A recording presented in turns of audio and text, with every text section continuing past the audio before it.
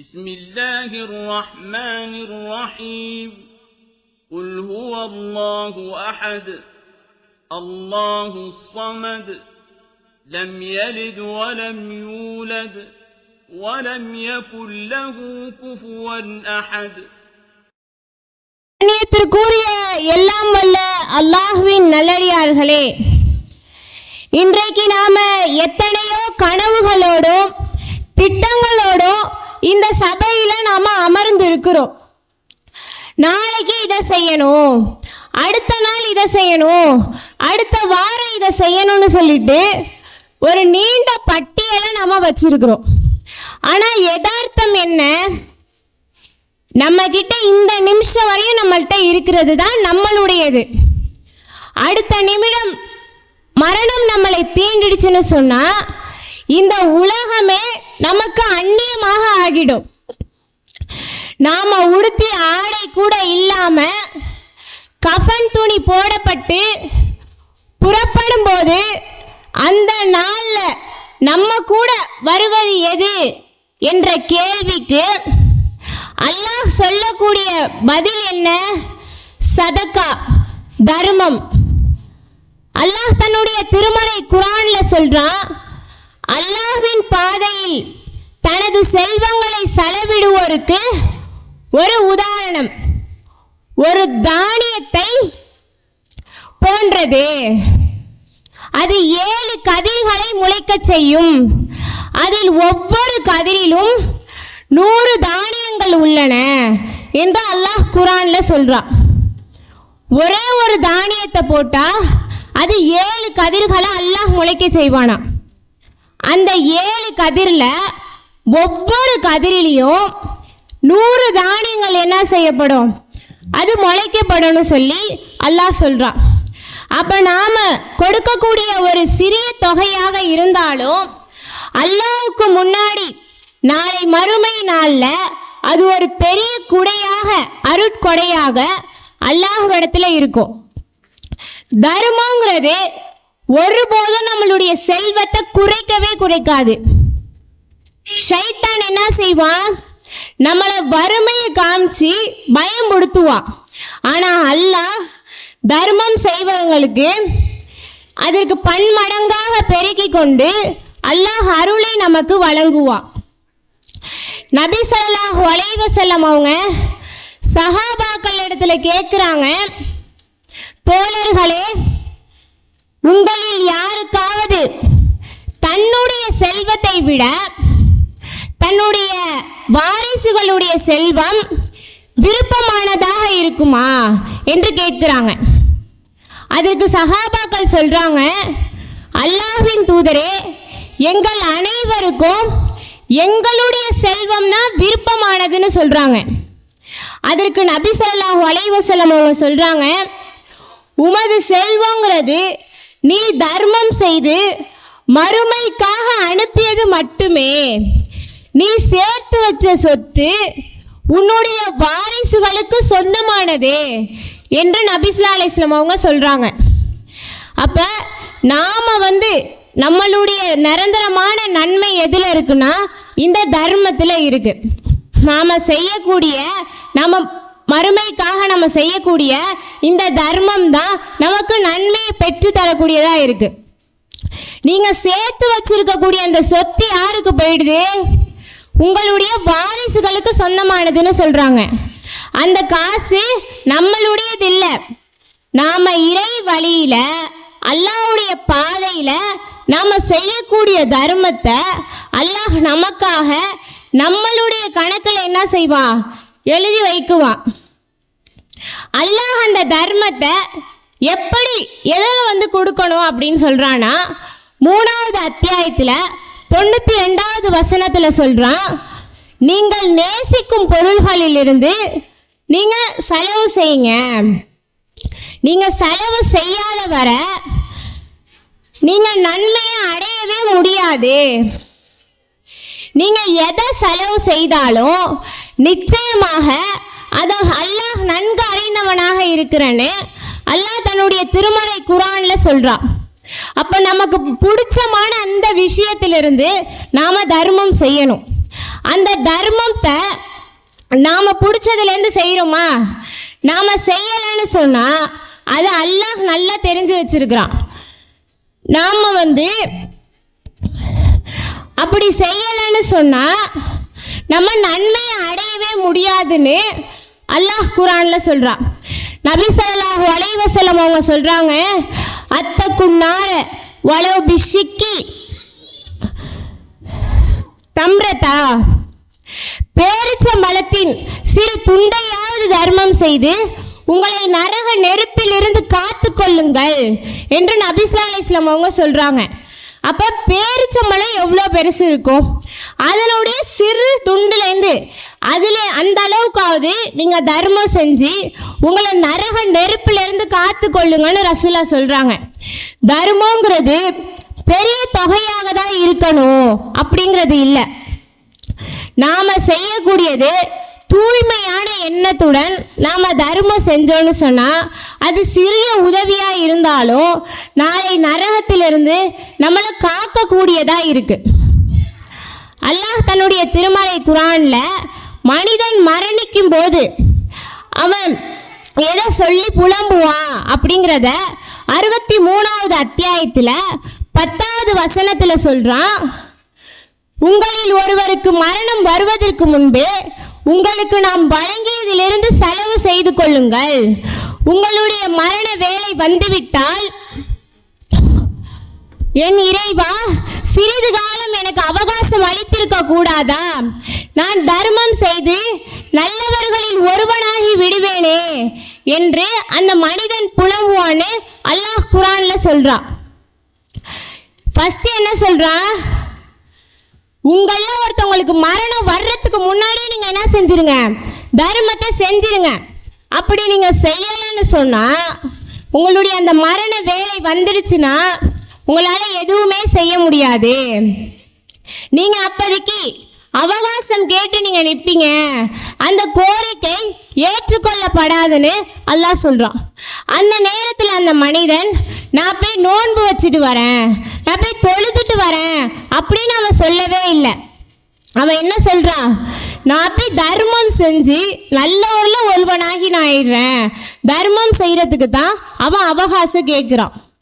ஒரு மனிதன் இறக்கக்கூடிய அந்த நேரத்துல தான் தர்மத்தினுடைய அந்த மகத்துவத்தை பற்றி அவனுக்கு அல்லாஹ் அந்த இடத்துல கண் கூடாக காமிப்பான்.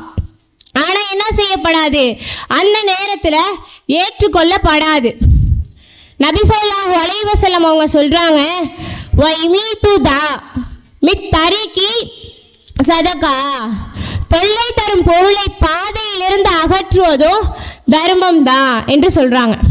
தொல்லை தரும், நம்ம ஒரு பாதையில் நடந்து செல்லும் பொழுது ஒரு தொல்லை தரும் பொருளை நாம பார்க்கிறோம், பின்னாடி வரக்கூடியவங்களுக்கு அது இடையூறாக இருக்கும்.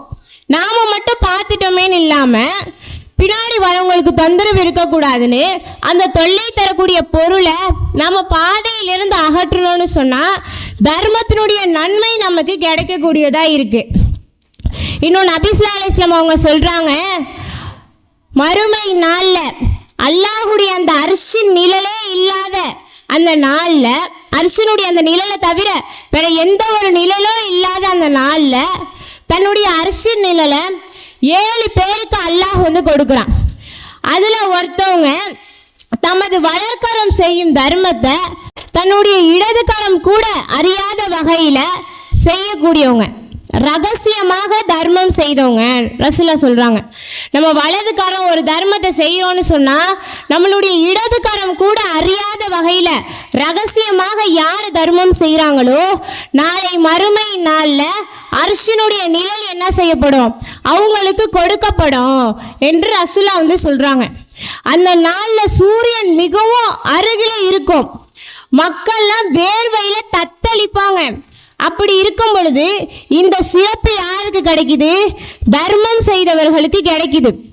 நாம தர்மம் செஞ்சோம்னு சொன்னா நாளை மறுமை நாள்ல அது நமக்கு ஒரு குடையாகவும் ஒரு நிழலாகவும் நமக்கு இருக்கும். ஒரு மனிதன் இறந்துட்டான்னு சொன்னா அவனுடைய மரணத்தை சார்ந்தவங்க, அவங்களுடைய அந்த வீட்டில் உள்ளவங்க சார்ந்தவங்க என்ன செய்வாங்க? அந்த மனிதனுடைய உடலை மண்ணுக்குள்ள புதைச்சிருவாங்க. அவங்களுடைய அந்த சொத்தை அவங்களுடைய வாரிசுகளுக்கு பிரித்து கொடுத்துருவாங்க. அவனுடைய அந்த தர்மம், நிலையான தர்மம் மட்டும்தான் என்ன செய்யும், அவனோடு அந்த கப்ருக்குள்ள நுழையும்.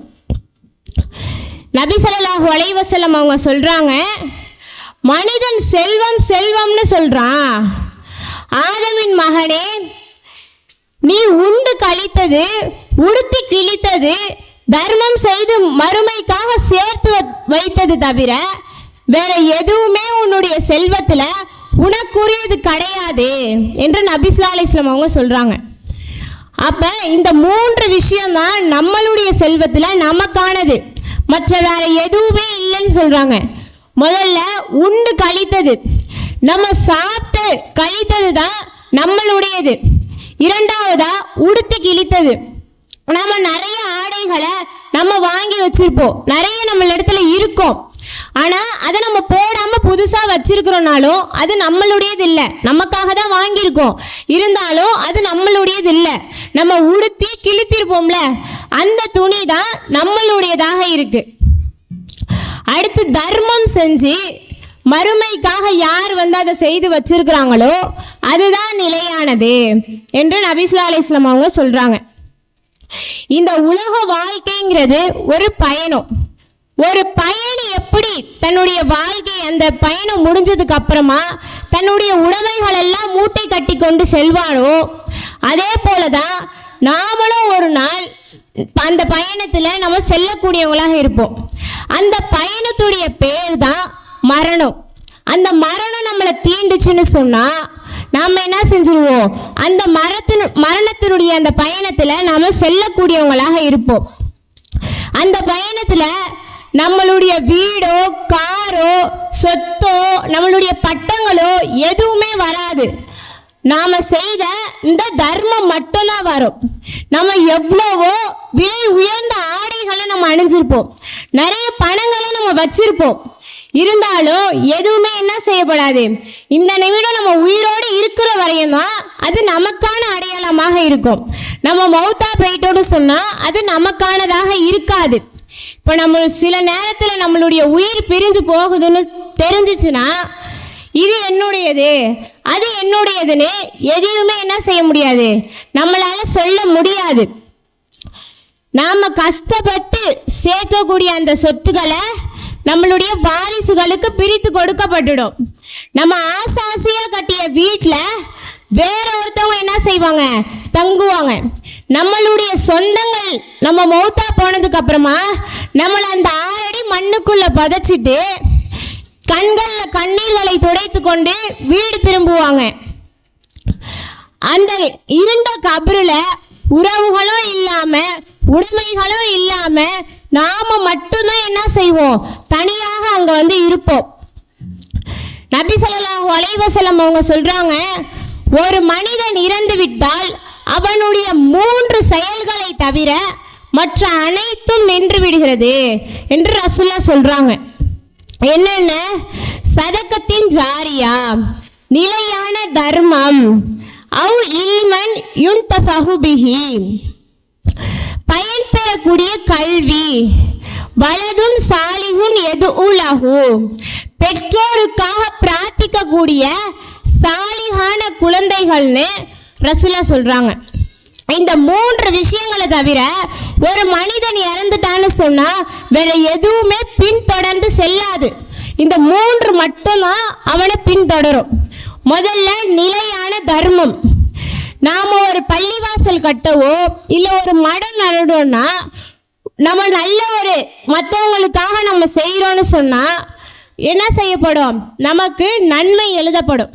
இப்போ பள்ளிவாசல் கட்ட நம்ம உதவி செய்கிறோம், நம்ம மௌத்தா போனதுக்கு அப்புறமா அந்த பள்ளிவாசல்ல நிறைய பேர் தொழுது நிறைய நன்மைகள், அந்த நன்மைகள் நமக்கு என்ன செய்யப்படும், எழுதப்பட்டுட்டே இருக்கும். இப்போ ஒரு மரம் நம்ம நடுறோன்னு சொன்னா மக்கள் ஒதுங்குறாங்க, அந்த இடத்துல நிறைய மக்கள் பயன்படுறாங்க அப்படின்னா நிலையான தர்மம். இரண்டாவதா பயன் பெறக்கூடிய கல்வி. நாம ஒருத்தவங்களுக்கு மார்க்க கல்வியை நம்ம சொல்லி கொடுக்குறோன்னு சொன்னா ஒரு நல்லதை நம்ம சொல்லி கொடுக்கும்பொழுது அதை அவங்க இன்னொருத்தவங்களுக்கு சொல்லி கொடுக்குறாங்க, அவங்க இன்னொருத்தவங்களுக்கு சொல்லி கொடுக்கும்பொழுது அந்த நன்மைகள் நமக்கு என்ன செய்யப்படும், நம்ம மௌத்தா போனதுக்கு அப்புறமாகவோ நமக்கு அது வந்து கொண்டே இருக்கும். மூன்றாவதா, பெற்றோருக்காக பிரார்த்திக்கக்கூடிய சாலிகான குழந்தைகள். நாம் இந்த உலகத்தில் வாழும் பொழுது நம்மளுடைய பிள்ளைகளை சாலிகான முறையில் நம்ம வளர்க்கணும். அப்படி நம்ம வளர்த்தோன்னு சொன்னால் நம்ம மௌத்தா போனதுக்கு அப்புறமாகவும் அவங்க என்ன செய்வாங்க, நமக்காக அல்லாஹ்விடத்தில் பிரார்த்தனை செய்வாங்க. அப்படி பிரார்த்தனை செய்யப்படும் போது அந்த பிரார்த்தனை நமக்காக என்ன செய்யப்படுது, ஏற்றுக்கொள்ளப்படுது. நாம் விட்டு செல்வோம் செல்வத்தை விட நமக்கு முன்னால் நாம் அனுப்பி வைக்கக்கூடிய அந்த தர்மம் தான் சிறந்ததாக இருக்கு. இன்ஷா அல்லாஹ் வரக்கூடிய காலங்களில் நாம் தர்மங்களை அதிகமாக செய்யக்கூடியவங்களாக இருக்கணும். மார்க்க பணிகளுக்காக, தாவா பணிகளுக்காக, நன்மையான காரியங்களுக்காக நாம் செய்யக்கூடியவங்களாக இருக்கணும். நாளை செய்யலாம், அடுத்த நாள் செய்யலாம் அப்படிங்கிற எந்த ஒரு தாமதமும் நம்மளிடத்துல இருக்கக்கூடாது. இந்த தர்மங்கிறது நம்மளை நரகத்திலிருந்து காக்கக்கூடிய ஒரு கேடயமாகவும் சொர்க்கத்தின் சாவியாகவும் இருக்கு. நாம் செய்யக்கூடிய தர்மங்களை அல்லாஹ் ஏற்றுக்கொண்டு அதன் மூலியமாக நாளை மறுமையில் நம்மளுடைய பதவிகளை உயர்த்துவான் என்று கூறி இந்த உரையை நிறைவு செய்கிறேன். வாஹிர் தவான் அனில் ஹம்துலில்லாஹி ரப்பில் ஆலமீன். அஸ்ஸலாமு அலைக்கும் வரஹமத்துல்லாஹி வபரகாத்துஹு.